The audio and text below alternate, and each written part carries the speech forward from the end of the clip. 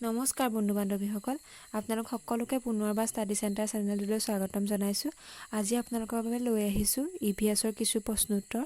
আশা কৰিছোঁ আপোনালোকে ভিডিঅ'টো শেষলৈকে চাব আৰু ভিডিঅ'টোৰ জৰিয়তে আপোনালোক যথেষ্ট উপকৃত হ'ব। প্ৰশ্নসমূহ হ'ল প্ৰশ্ন নং 1 তামিলনাডুত উদযাপন কৰা এবিধ বিশেষ উৎসৱৰ নাম কি? উত্তৰ পোংগল উৎসৱ। প্ৰশ্ন নং 2 ওনাম উৎসৱ ভাৰতৰ কোনখন ৰাজ্যৰ প্ৰধান উৎসৱ? উত্তৰ কেৰালা ৰাজ্যৰ। প্ৰশ্ন নং 3 দমকলৰ পানীৰ উৎস কি? উত্তৰ ভূগৰ্ভ। প্ৰশ্ন নং 4 কোনবিধ গেছে জুই জ্বলোৱাত সহায় কৰে? উত্তৰ অক্সিজেন গেছে। প্ৰশ্ন নং 5 ডিমা হাছাও জিলাত থকা পক্ষী উদ্যানখনৰ নাম কি? উত্তৰ জাতিংগা পক্ষী উদ্যান।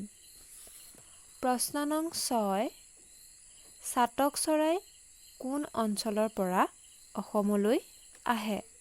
উত্তৰ ইউৰোপৰ পৰা।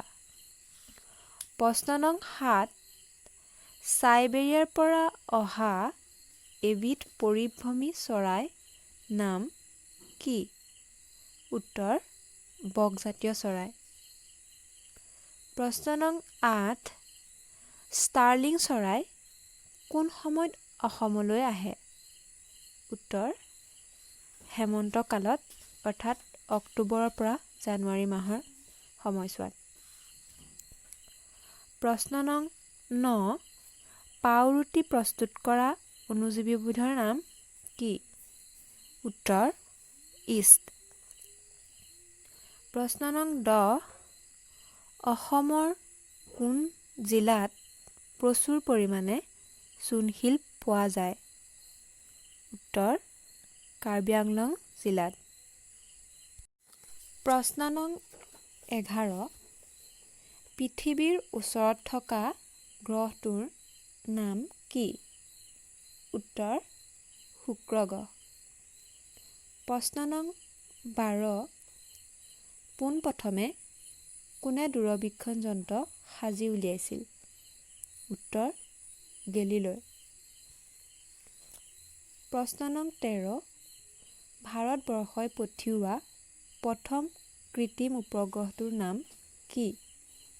উত্তৰ আৰ্যভট্ট। প্ৰশ্ন নং 14 গ্ৰীণহাউছ গেছবোৰে কি ৰশ্মি শোষণ কৰে? উত্তৰ অৱলোহিত ৰশ্মি। প্ৰশ্ন নং 15 কি ৰোগ পানীৰ যোগেদি সংক্ৰমিত হয়? উত্তৰ কলেৰা। প্ৰশ্ন নং 16 পৃথিৱীৰ মুঠ পানীৰ শতকৰা কিমান ভাগ লুণীয়া?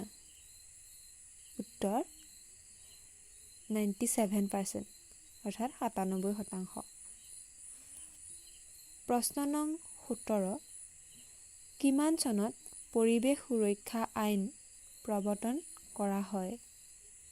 উত্তৰ 1980 চনত।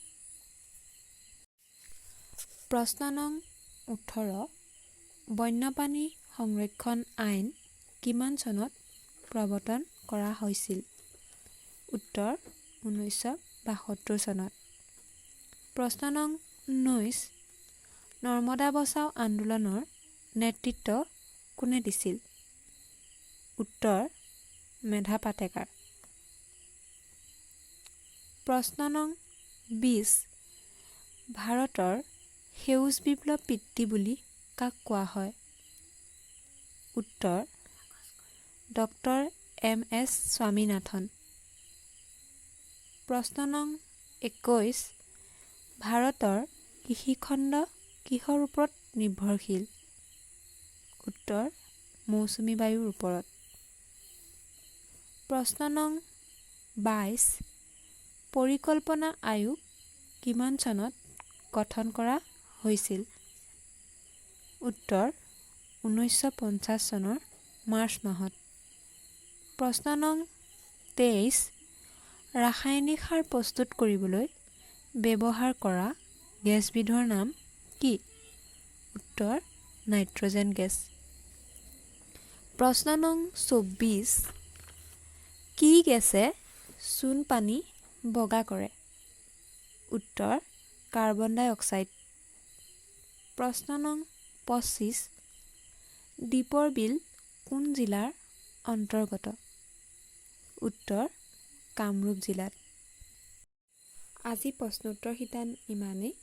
যদি আপোনালোকে ভিডিঅ'টো চাই ভাল পালে তেতিয়াহ'লে লাইক, কমেণ্ট, শ্বেয়াৰ আৰু ছাবস্ক্ৰাইব কৰিবলৈ নাপাহৰিব।